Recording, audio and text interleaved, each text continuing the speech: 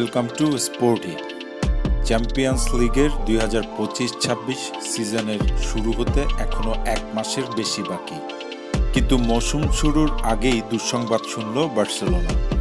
দলের coach Hansi Flick এবং দুই তারকা লামিনে ইয়ামাল ও রাফিনিয়াকে শাস্তি দিয়েছে উয়েফা জানিয়েছে, গত সিজনে ইন্টার মিলানের বিপক্ষে সেমিফাইনালের দ্বিতীয় লেগে সাধারণ আচরণবিধি ও শালীন আচরণের নীতিমালা ভঙ্গ করেছিলেন ফ্লিক।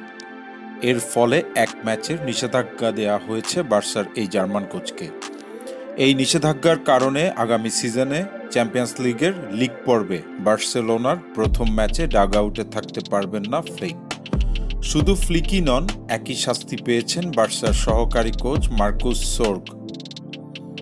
ওই ম্যাচে ফ্লিক ও তার স্টাফরা রেফারি সিমন মার্সিনিয়াকের কয়েকটি সিদ্ধান্তে ক্ষোভ প্রকাশ করেন।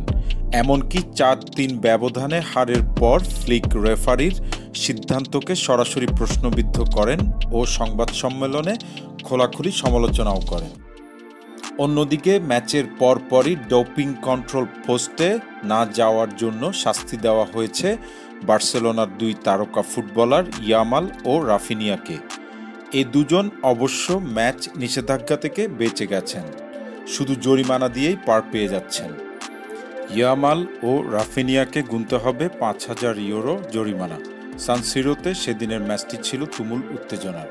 87 মিনিটে রাফিনিয়া গোল করলে ফাইনালে ওঠার স্বপ্ন দেখছিল কাতালানরা, কিন্তু অ্যাড করা টাইমে ইন্টারের ফ্রান্সেসকো আকিরবির ইকুয়ালাইজার এবং এক্সট্রা টাইমে দাবিদে ফ্রাত্তেসির জয়সূচক গোলে টুর্নামেন্ট থেকে ছিটকে যায় বার্সেলোনা।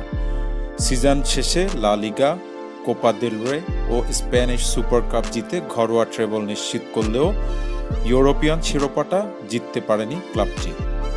এদিকে নতুন সিজন শুরুর আগে শেষ প্রস্তুতি ম্যাচে হুয়ান গাম্পার ট্রফির লড়াইয়ে ইতালিয়ান ক্লাব কোমোকে 5-0 গোলে উড়িয়ে দিয়েছে বার্সা। ম্যাচে জোড়া গোল করেছেন ফেরমিন লোপেজ ও ইয়ামাল। অন্য গোলটি এসেছে রাফিনিয়ার কাছ থেকে। 16 আগস্ট শনিবার রাত 11:30টায় মায়োরকার বিপক্ষে ম্যাচ দিয়ে লা লিগার নতুন মৌসুম শুরু করবে বার্সেলোনা। চ্যাম্পিয়ন্স লিগ শুরু হবে 16 সেপ্টেম্বর থেকে।